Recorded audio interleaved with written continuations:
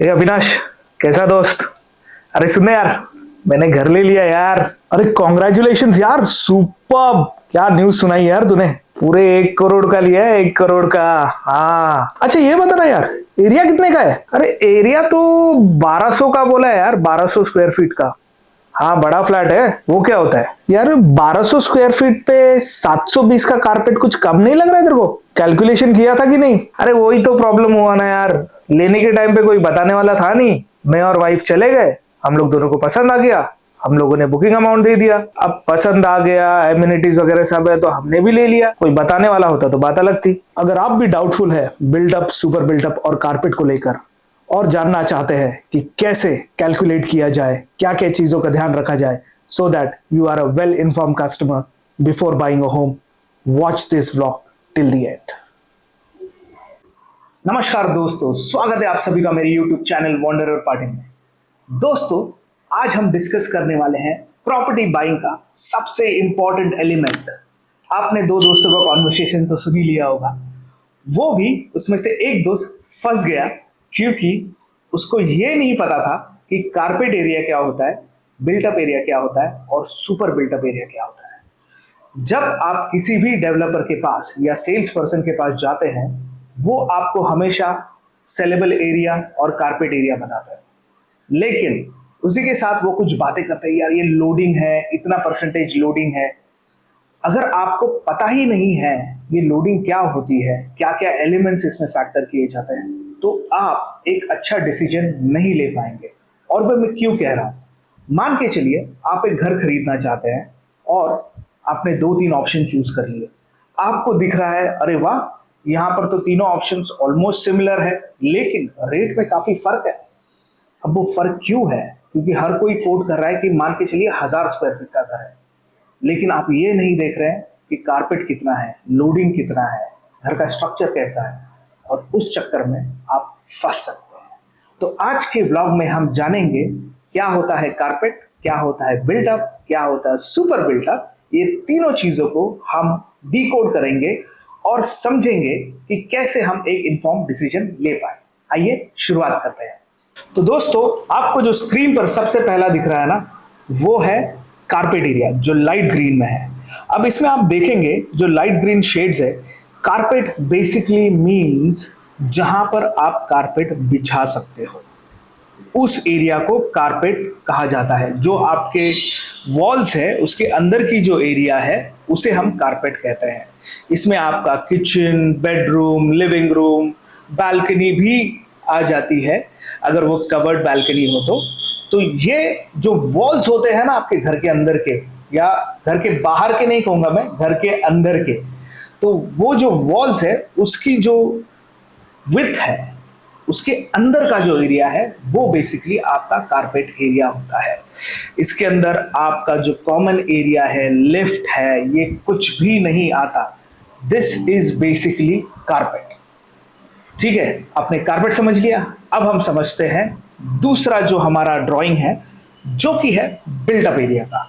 अब built up area में क्या होता है, आपकी जो वॉल की लाइनिंग होती है ना, यानी जो दीवारें आपके घर में होती है और जो लाइनिंग वाली दीवारें होती हैं, जो अगर आप मैप में देखोगे जो डार्क ब्लू शेड वाली दीवारें हैं, वो उसका एरिया भी गिना जाता है, तो वो बन के आता है बिल्टअप।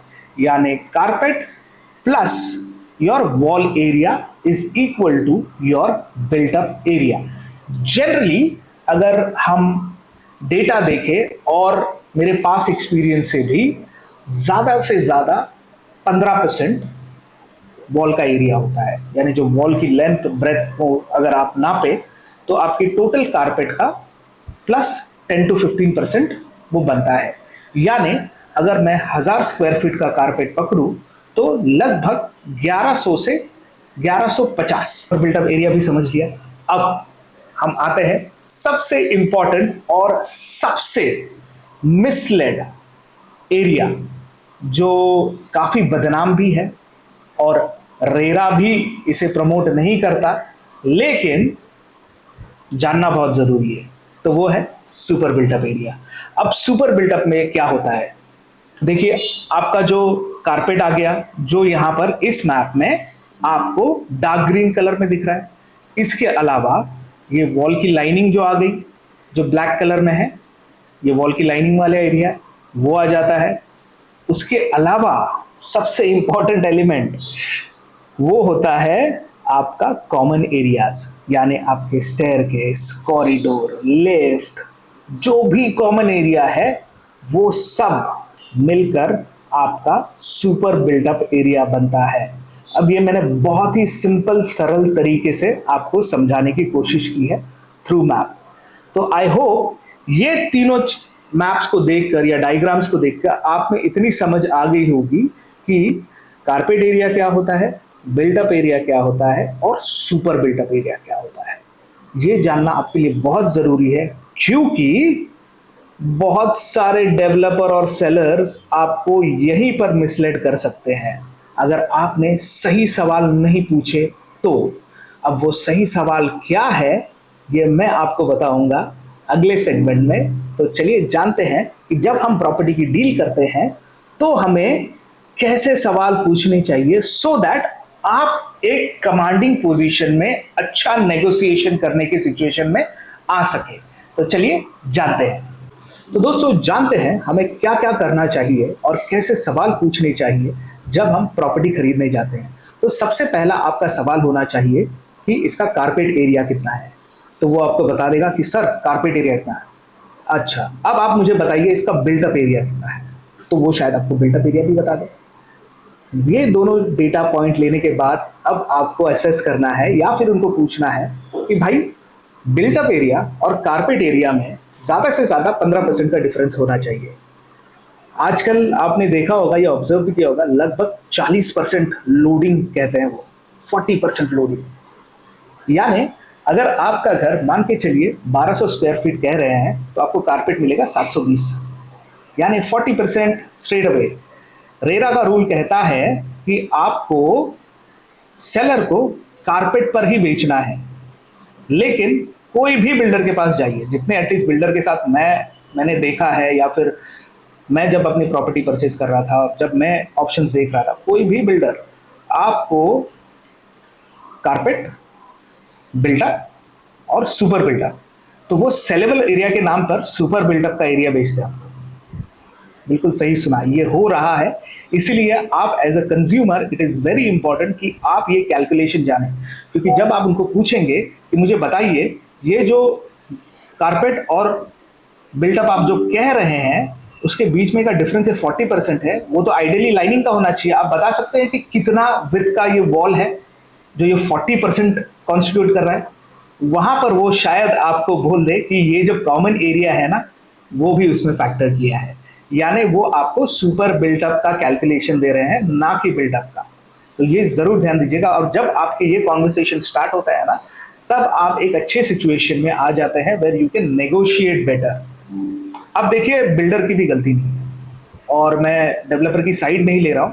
मैं इसलिए कह रहा हूं कि अगर सुपर बिल्टअप पे अगर मान के चलिए रेट निकल कर आ रहा है 5,000 पर स्क्वायर फीट, वही कारपेट पर बढ़ जाएगा 7,500-8,000 रुपया स्क्वायर फीट होगा। तो ये जो साइकोलॉजिकल इंपैक्ट होता है ना एज अ कस्टमर, अरे यार ये तो 8,000 का बेच रहा है और ये 5,000 का बेच रहा है, तो मैं 5,000 वाले से लूंगा, या फिर मेरी probability of going to that developer will always be higher. अगर कोई ईमानदार डेवलपर है और वो कह रहा है कि रेट 8,000 रुपए का है, 8,500 रुपए का है, और वो आपको कारपेट पे कह रहा है, लोग ये नहीं समझेंगे। तो अगर आप एक इन्फॉर्म्ड बायर है तो आपको ये डिसीजन लेने में आसानी होगी कि कौन सा डेवलपर आपको एक सही घर बेच रहा है एक सही रेट पर। उसके अलावा और क्या क्या है देखिए, अगर जैसे मैंने कहा ना, डेवलपर अगर चाहे तो कारपेट पर बेच सकते हैं, लेकिन वो प्लीजिंग साउंड नहीं करेगा और उन्हें कस्टमर को ड्रॉ करने में दिक्कत होगी। इसी वजह से वो ये चीज पर फोकस करते हैं कि वो समहाउ एरिया बढ़ाकर बताए, और कारपेट वो जब आप वहां पर टेबल पर बैठेंगे तो वो आपके साथ डिस्कस करेंगे। इसके अलावा दूसरी चीज क्या है, घर जब आप लेते हो ना तो मैप पर आपको डायग्राम में दिखाया जाता है कि इतने का बेडरूम होगा, दिस बाय दिस। तो कैलकुलेशन करिए ना, सिंपल कैलकुलेशन होता है, this into this is equal to the area. 5 से 6 अलग अलग बॉक्सेस होते हैं, उनको पूछिए, बताइए कैलकुलेट करके, उसमें आपको एग्जैक्ट पता चल जाएगा आपका कारपेट कितने का है। उसके अलावा अगर रेडी पोजीशन वाला घर है तो आप मेजरिंग टेप लेकर जाइए। कोई कुछ भी कहे, मेजरिंग टेप लेकर जाइएगा, वहां पर मेजर करके देखिएगा कि अगर आपका हॉल 15 फुट का होना चाहिए तो 15 फीट का हॉल है कि नहीं। बहुत लोग कहेंगे अरे यार ये सब चीजें थोड़ी करेंगे। जब आप टीवी खरीदने जाते हो तो 4 बार पूछते हो ये 32 इंच का टेलीविजन है कि नहीं, एक 20,000 के टेलीविजन के लिए। आप एक 50 लाख 1 करोड़ का जब कोई घर खरीदते हो तब आप ये सवाल नहीं पूछ सकते। जहां पर आप अपनी जिंदगी भर की गाड़ी कमाई डालने वाले हो और शायद 20 साल तक लोन भी भरने वाले हो, वहां पर क्या आपका फर्ज नहीं बनता कि आप जाकर वो किचन का मेजरमेंट करें, वो हॉल का मेजरमेंट करें, वो बेडरूम का मेजरमेंट करें, वो कॉमन एरिया जो वॉकिंग पाथवे है उसका मेजरमेंट करें। तो ये कीजिएगा। अगर आपको कोई सेल्स पर्सन बोल रहा है कि सर ये ऐसा क्यों कर रहे हैं आप, तो उनको बोलिए कि भाई मैं एक बड़ी महंगी चीज खरीदने वाला हूं आपसे। हम क्या है ना, हम थोड़े इमोशनल हो जाते हैं और हम थोड़े सोसाइटी से अवेयर हो जाते हैं। अरे कौन कैसे मुझे जज करेगा। जज करने दीजिए लोगों को, वो आपका लोन भरने नहीं आएंगे, या फिर अगर आपको घर छोटा मिला तो वो आपको कॉम्पनसेट करने नहीं आएंगे। वो जो सेल्स पर्सन है, जो ब्रोकर है, वो अपना कमीशन लेकर साइडलाइन हो जाएगा, डेवलपर भी अपना प्रॉफिट बना के निकल जाएगा। एंड में जिंदगी भर आप ही को उस घर में रहना है, ठीक है। इसके अलावा बिल्डर्स की भी मजबूरी होती है। देखिए हमारे यहाँ पर है ना एफएसआई काफी कम होता है। जहां तक मुझे पता है 2.5 का एफएसआई, यानी अगर 1000 गज का प्लॉट है तो आप उस पर 2.5 थाउजेंड गज का ही काम कर सकते हो। यानी अगर यही मान के चलिए अगर 7,1:7 का एफएसआई मिल जाए तो डेवलपर भी खुश हो जाएगा, क्योंकि उसका एक कॉस्ट होता है, ही हैज टू पे फॉर द लैंड। उसके अलावा गवर्नमेंट को काफी तगड़ा अमाउंट पे करना होता है। मैं एक इंटरव्यू देख रहा था काफी रिनाउंड डेवलपर का, जहां पे उन्होंने क्लेम किया है कि almost 35 to 40% we pay in taxes of whatever are sale proceeding is. तो इमेजिन कीजिए उनकी भी मजबूरी होती है। अगर वो चाहे तो कारपेट पे दे सकते हैं, लेकिन वो आपको प्लीजिंग साउंड नहीं करेगा। तो it is a part of marketing. बहुत लोग मुझे फोन करते करते हैं कि सर ये तो इलीगल है, रेरा के रूल के हिसाब से तो उनको कारपेट पे ही बेचना चाहिए। बिल्कुल बेचना चाहिए कारपेट पर, और ये रेरा के क्लॉज में भी है। आई थिंक क्लॉज 16 या शायद कुछ है, I don't recollect it on the back of my mind, लेकिन क्लॉज है। क्योंकि जब आपका एग्रीमेंट बनेगा तो कारपेट पे बनेगा, ये भी याद रखिए। तो आपके पास रिटर्न में कुछ नहीं होगा कि आप उनके पास जाके कंप्लेंट करें या कुछ करें। वहां पर देखिए उनके ब्रोशर में भी लिखा होता है कारपेट एरिया और एसए। तो आप हर एक डेवलपर के अगेंस्ट जाकर केस नहीं करेंगे। वैसे रेरा में मेजॉरिटी केसेस जितना मुझे पता है वो कारपेट को लेकर ही है।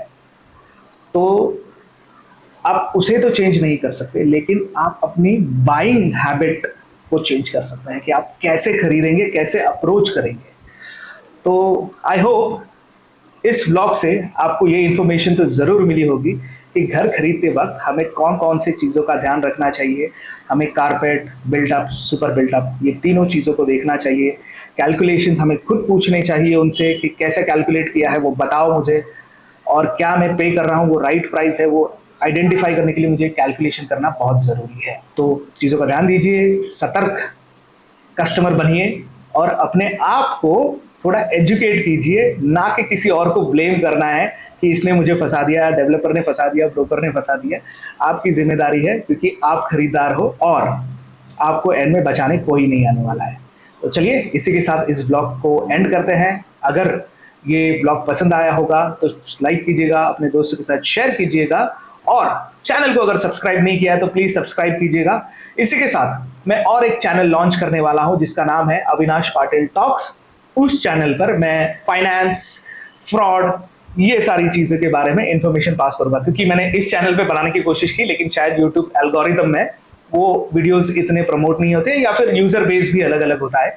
लेकिन अगर आप में से कोई मेरे व्यूअर्स है, सब्सक्राइबर्स है, जो फाइनेंस के बारे में जानना चाहते हैं मैं अपना पैसा कहाँ लगाता हूँ, कैसे मैं फ्रॉड अवॉइड करता हूँ, क्योंकि ये काफी कॉमन होता है फ्रॉड होना, तो उस चैनल को सब्सक्राइब कीजिएगा। अभी एक भी वीडियो अपलोड नहीं किया है, चैनल सिर्फ बना के रखा है। काफी मैंने पहले बनाया था और सोच ही रहा था कैसे उसे बढ़ाऊं या फिर इसी चैनल पर रखूं, लेकिन thanks to my subscribers channel बढ़ रहा है, and I think I will keep this channel for property related information only. So see you in the next vlog. Thank you so much for watching. Wanderer Patil signing off. Bye.